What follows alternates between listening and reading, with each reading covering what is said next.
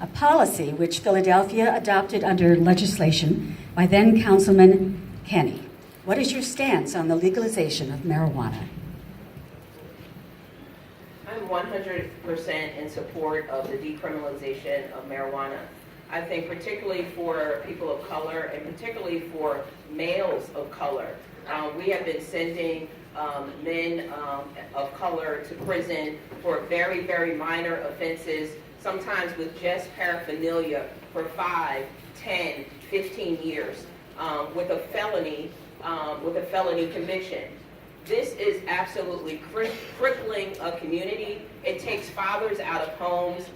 It disallows them from getting a job even when they have served their time because of those felonies, because of the mandatory minimums that they face. So we are creating an industrial prison complex in this country that needs to be eradicated and that needs to be reversed. And we know that those prison and private prisons are investing a lot of dollars into this current president, and they've poured money into his campaign. And Jeff Sessions is the worst thing that has ever happened to the criminal justice system. Yes. I think he's the most dangerous appointment in the Trump administration. So I'm 100% in support of decriminalizing marijuana, especially at a time when we're doing medical marijuana and people are making billions of dollars for the same exact product that we have thrown hundreds of thousands of young African American men in prison for in other medical. Molly Sheehan, 1 minute. I agree with everything Marco said. Marijuana has essentially been legal for white people for a really, really long time. We at most get a slap on the wrist if we get caught. And so it is absolutely past time that we stop sending black people to jail for something we've been doing with impunity forever. And I am for the decriminalization of drug use generally, so that someone worrying about a conviction never stands between them and rehab.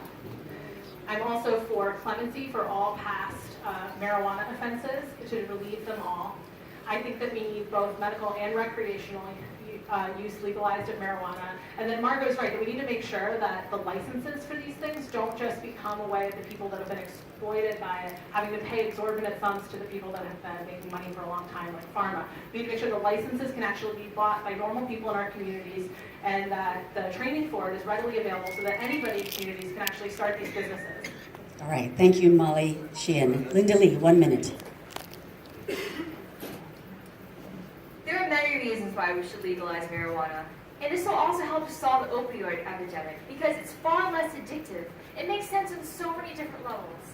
And we have to hold pharmaceutical companies responsible. They should not be profiting over life and death. End of story. Also, this goes to the heart of criminal justice reform. I actually had the great fortune of running into McMeek Mill today, and we talked about criminal justice reform. We need to end cash bail. We need to make sure that we end the school to prison pipeline and mass incarceration. This is at the heart of everything. There's so much injustice in our system. Why should anyone have to suffer because of the color of their skin, how they look? This needs to end now.